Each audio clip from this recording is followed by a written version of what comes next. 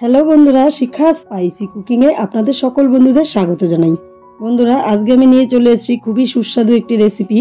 তা হলো অস্ট্রেলিয়ান ডিমের রেসিপি। আর এই ডিমের রেসিপিটি আমি বানাবো কষা বা মশলা গ্রেভি। তো যেটাই বলুন, এই ডিমের রেসিপিটি এভাবে বানালে কিন্তু খেতে দুর্দান্ত স্বাদ হয় বন্ধুরা। তো চলুন তাহলে বন্ধুরা দেখে নিই এই রেসিপিটি আমি কি করে বানাবো।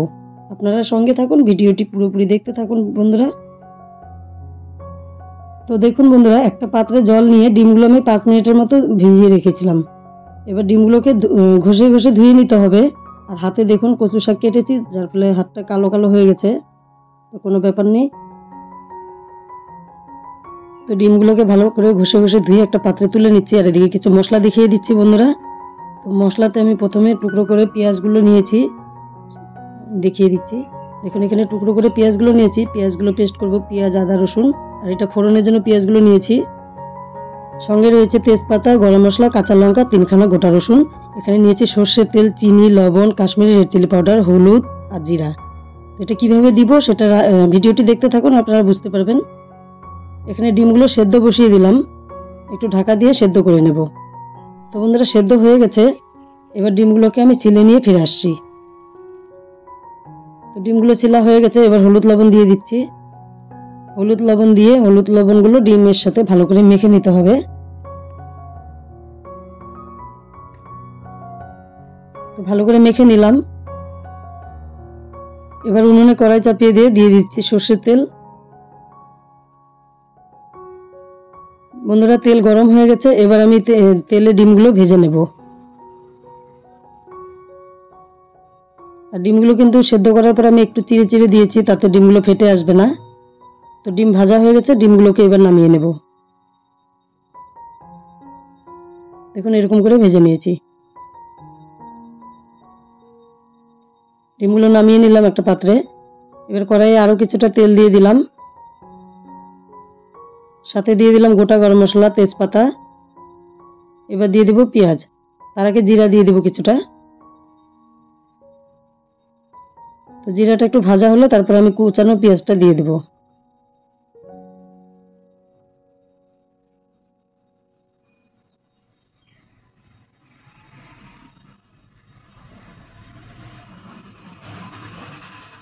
এবার পেঁয়াজটাকেও কিছুক্ষণ ভেজে নেব।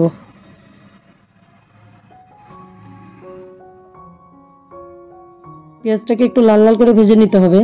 তো পেঁয়াজটা লাল লাল করে ভেজে নেওয়া হয়ে গেছে।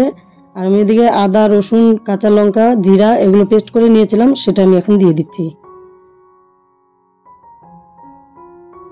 এই পেস্টের সঙ্গে কিছুটা আমি গোলমরিচ দিয়েছি, তাতে একটু ঝাল ঝাল হবে, খেতে ভালো লাগবে। একই সঙ্গে আমি কাশ্মীরি রেড চিলি পাউডার, তারপরে পরিমাণ মতো লবণ আর হলুদটা দিয়ে দিলাম। এবার মশলাটাকে খুব সুন্দর করে কষিয়ে নিতে হবে।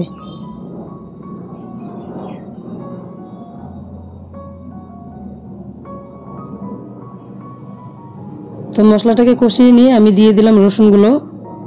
আর এখানে মশলার বাটিটা ধুয়ে একটু জল দিয়ে দিলাম। আবারও কিছুক্ষণ কষিয়ে নেব।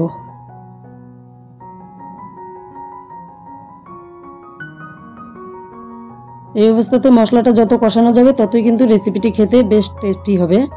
তো মশলাটাকে খুব সুন্দর করে কষিয়ে নিতে হবে। আমি আর একটু কষিয়ে নিয়ে ফিরে আসছি বন্ধুরা।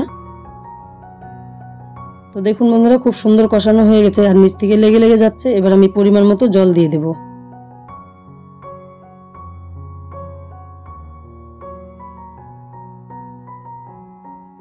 আর বেশি জল দেবো না, এতটা জলেই আমার মশলাটা বেশ সুন্দর সেদ্ধ হয়ে যাবে। মশলাটাকে একটু ভালো করে নেড়ে চেড়ে দিচ্ছি।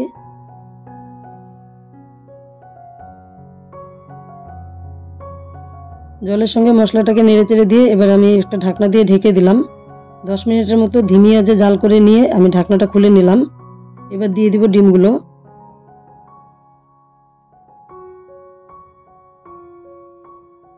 একে একে সবগুলো ডিম দেওয়া হয়ে গেল বন্ধুরা।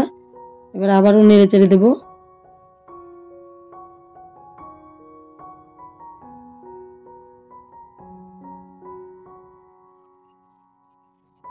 নেড়ে চেড়ে দেওয়া হয়ে গেল। এবার ঢাকনাটি লাগিয়ে আমি আরো কিছুক্ষণ জাল করে নেব। তো কতটা টাইম জাল করে আমি পরে বলছি।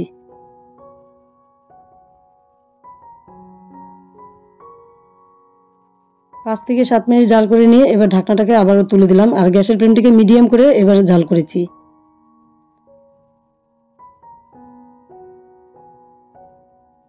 তো ঢাকনা খোলার পর আবারও একটু নেড়েচেড়ে দিয়ে এখন আমি দিয়ে দেব সামান্য পরিমাণ এখানে চিনি। এই চিনিটা আপনারা চাইলে নাও দিতে পারেন, তবে চিনিটা দিলে আমার মনে হয় টেস্টটা আরও দ্বিগুণ বেড়ে যাবে। আর একই সঙ্গে বেটে নিয়েছি গরম মশলা, সেই বাটা গরম মশলাটাও দিয়ে দিলাম। ভালো করে এবার মিশিয়ে নিচ্ছি।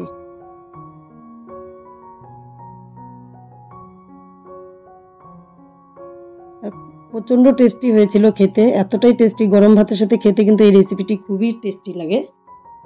তো আপনারা অবশ্যই এভাবে ট্রাই করতে পারেন এই অস্ট্রেলিয়ান ডিমের রেসিপি।